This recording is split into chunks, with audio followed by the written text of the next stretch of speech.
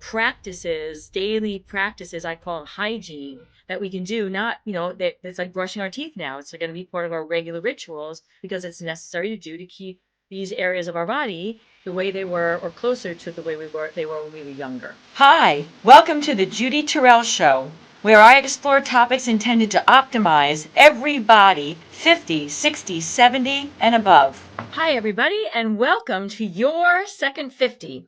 You are joining me in episode number 6 on my 6-part series on what I am titling Your Handbook to Post-menopause, okay, for women, obviously. But, there's a lot of stuff out on the internet about perimenopause and that's the period of our lives as women where our regular cycles start to go awry. Estrogen is spiking and doing crazy stuff. Progesterone is kind of tanking down, all on its way to getting to like both of them flatlining. But there's a different set of circumstances that go with perimenopause. And then every woman goes into postmenopause, and there's less information about that. Now it's like you have a new operating system. Your estrogen is low, your progesterone is low. That affects other things in your body, many other things in your body. And the things that you would have done prior to menopause for the various symptoms or the things that you're experiencing they have to be differently managed now because we're in a new body. The good news is that this body doesn't go through another major transition, so from now until you pass, the new operating system, of which this 6-part video series is about, is, once you learn what you need to do, you just keep doing it moving forward, right? So I've already done 5 episodes of, the various things that most of the women I work with, and I specialize in 50 plus. I'm 61 years old myself. And so the women I work with in our demographic, 50s, 60s, 70s, and now I'm getting a lot more 80-year-olds because we're living longer. We want to look our best. We want to feel our best. So this 6-part series about the major changes that have occurred once you're in postmenopause and, what can you do about each of these specific things? So if you haven't watched the other 5, go back, find them, watch them, join my platform, Your Second 50. You have unlimited access to this series as well as all my other series and tons of other information. But this is episode number 6 in this series. And the topic is skin, hair, and nails. Okay. Major changes go on when your, hormone levels bottom out. Estrogen played a big role in a lot of the things in these 3 areas of our body. So without estrogen, we are less hydrated. Our skin is less hydrated. Our whole bodies are less hydrated. We have less collagen. And collagen is like the matrix. It's the firming aspect of the matrix of our skin and our nails.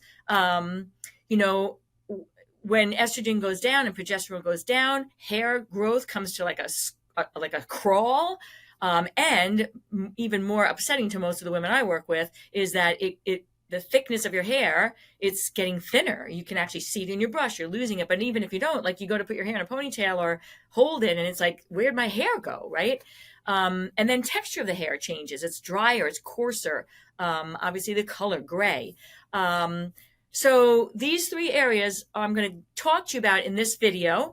What can we do to slow that process, mitigate that process, and maybe even like reverse some of it that's already gone too far, with some of the things I'm going to give you as suggestions. Okay. So I want to start with the skin because, that's like of the 3, I think that is probably the most important, the one that most gets women upset, the fine lines, the crepiness, the thinness of it. I know in myself, the thinness, like the thinness of the skin on my face, the lines were the result of that, but it felt like paper. It was like so thin. So what can we do to help our skin once we're in postmenopause? The number one thing that, everybody is being marketed to in the anti-aging and the older women population, collagen. Yes, having more collagen in your body and then having the collagen be used to, reinforce the skin is definitely something we want to do.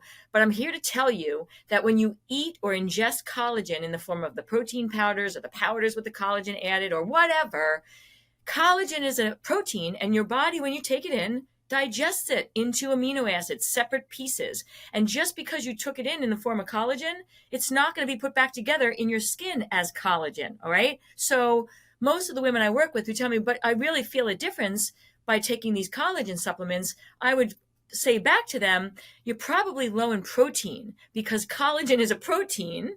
And you probably, if you can add much less expensive and whole food forms of protein, egg whites, chicken, grass-fed free range, wild caught Alaskan salmon, or fish of any sort, wild caught, eating the actual protein in a food, organic Greek yogurt, your body will take that in much less expensively in a form that this body was meant to take in. There's no collagen powder, tree on like 2 millenniums ago. Like, that's a processed food. And so you want to take in more protein so that then your body will take those separate amino acids and then rebuild it into collagen in your skin, which it may or may not do, but we can enhance that if you're taking in enough protein, not in the form of collagen powder, but in the form of food. And then you've got the building blocks. Now, how do you get it to like build up your skin again on your face and on your, the exposed skin of your body? Taking a copper peptide, which is it's an element that your skin, it's a precursor to drawing, these amino acids into your skin and creating more collagen in the matrix. So eating protein and supplementing with a copper peptide is one way you can do that. Eating more protein and then massaging your skin, getting a body massage or your own hands on your, making circles. You're just bringing more blood flow, and the blood is carrying nutrition into the area. And so a regular, practice, I know my grandmother used to do this all the time for her under chin, of just self massage. You can do this as part of your nightly rituals. You're now bringing blood flow into the area, but the blood is carrying nutrition from the food you ate and now bringing, the elements that your body will use to make collagen into the areas that you need it. Okay. So a combination of eating more protein and then peptides, the copper peptides, to help to, facilitate the making of the collagen, and then bring more of the nutrition into your skin area by massaging is a great combination for, helping your skin get back some more of its firmness. The other thing, of course, is hydration. We're definitely underhydrated. Our skin is drier as we have less estrogen and progesterone. So, just making sure you're hydrated, and that could be having a mister, that you in the summer when you're sweating. People think, well, my skin's moist because I'm sweating in the summer, but you're sweating out, minerals and other things. So, and then that's dehydrating you, but misting your face with a mister, if you're sitting out in the sun or in a hot environment, now you're not losing your own water. You're actually putting the water on your face, helping you to cool and preserving your own hydration in your skin. I am so excited to announce your second 50.life. I have been working in the fitness industry with individuals, both men and women, over 50 years old for 42 years, and really specialized in the last 10 on over 50.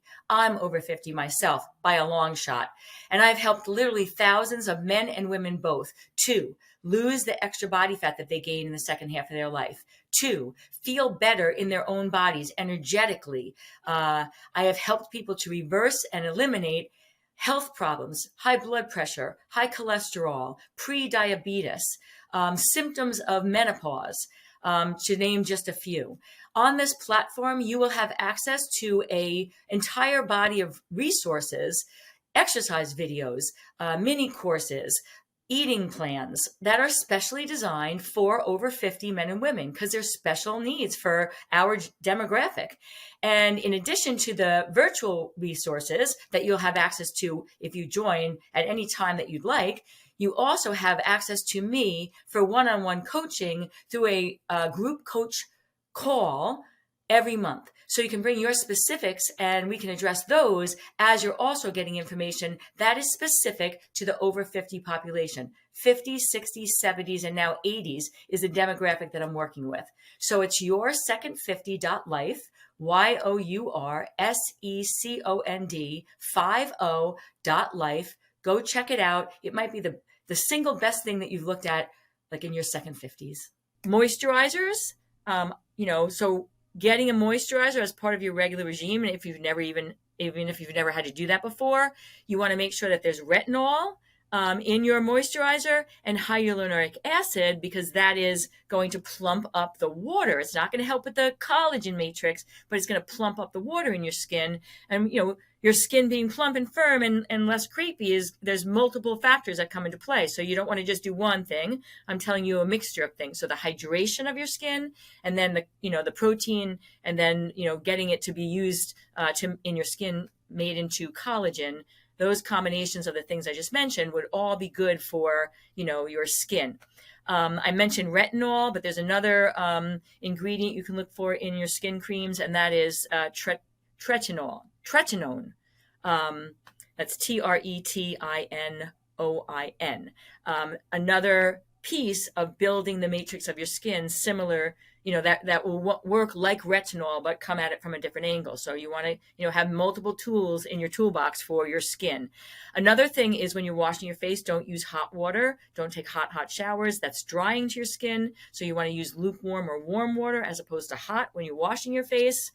So those are the things about skin. All right, now let's talk about hair. Again, the thinning of the hair is a very upsetting thing for many of the women that I work with that are in post-menopause. So a couple things about the hair.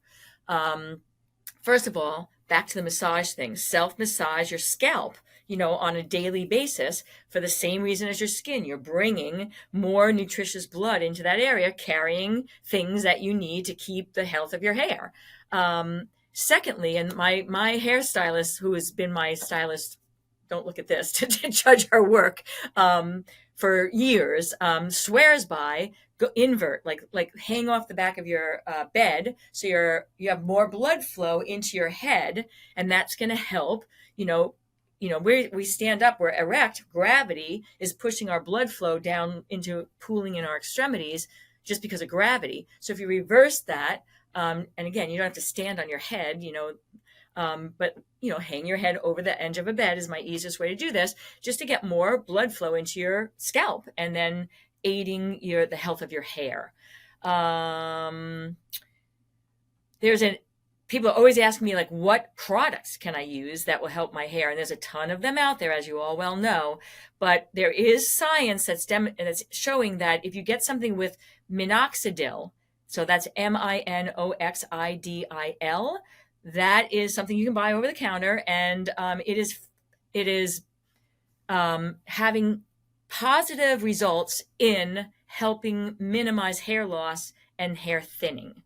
So look into that product, or look into that ingredient, Google it and see what products would have that ingredient in it, and try it. It's an over the counter, it's not a prescription. And if it's going to make a difference, then well worth, experimenting with that, right? All right, so that's your hair. And now the last thing in the skin hair is nails. And of the three, the nails is the third. Most women, they'd rather fix their skin and their hair first, and then the nails is like an extra. But, one of the reasons why our nails will thin, we're low in iron, we're lower in folate, we might have low thyroid stimulating hormones, and these things factor in addition to not eating enough protein, because nails are mostly protein. So a couple things about the nails. Make sure you're eating protein. So you're giving your body the building blocks it needs to make the nails, okay? Eating and making sure you're taking in from food, again, not supplement necessarily. I only recommend supplements if you can't get it from food. So eating more omega-3s, and that's your fatty fishes, your flax, ground flax, any of your seeds really. But the fatty fishes are the best way to get this, because that's going to help to keep the texture and the condition of your nails. Oils into the nails. We're dry, and that's the dry, brittle nails. So ingesting enough of the omega-3s. And then also you can take vitamin E oil you buy over the counter, mix that with olive oil, and then massage that into your nails on a regular basis. It could be daily, it could be a couple times a week, once a weweek. Anything more than what you're doing is going to help, right? But all the things I'm talking about in this video, they're not like a one and done kind of thing. I'm telling you these as what I call behavioral medicine. It's like, what are practices, daily practices, I call them hygiene, that we can do, that's like brushing our teeth now. It's going to be part of our regular rituals, because it's necessary to do to keep these areas of our body the way they were, or closer to the way they were when we were younger. And then, interestingly, if you keep polish on your nails, that can help them to avoid the breakage. And I wouldn't suggest the gels and some of the other things that are out for nails, but nail polish, just, it's like giving your nails another layer of reinforcement to stop them from breaking. And if you don't like color, I don't like color, you can use clear. So those are my tips, my behavioral tips for postmenopausal females, and how you can, improve on your skin, your hair, and your nails in ways that you can do sustainably, and are behaviors and rituals that are not pharmacology or even supplements, like minimal supplements, but real food things, and real behaviors to do. All right, everybody. So this is the end of this series. I hope that you got some pearls of wisdom that you can take from this video itself, and also the others. If you have, please, please, please check out my yoursecond50.life subscription. I'm really vetting, and I am constantly putting things on that platform for the 50 plus men and women. This one is obviously for women, but I'm for men too. Because we need this information. And if you're online, it's not our demographic, and it may appear to be in some cases, or definitely not, but you're getting information that's not specific to our stage of life. So this platform I put together is my way of giving back to women and men in my age group, because this is my career, this is my expertise. I have health coaching degrees, and I have certifications, and, personal training and nutrition and psychology, a master's degree. I mean, all sorts of things I've amassed through my 61 years on the planet, so that I can give you quality information. I vet the things that are out in social media. I stay abreast of my industry, and then I funnel it in and give you the best of the best on this platform. So check it out if you haven't looked at it yet. And I hope you join. Like and subscribe to my YouTube station. So until I see you again, optimize your life, optimize every day, optimize every minute. Hopefully my information is going to help that. And I'll see you on the next video, everybody. And if you'd like to have access to some of my additional resources, I can be found at Facebook, Instagram, YouTube, and on my website, www.judyterrell.com.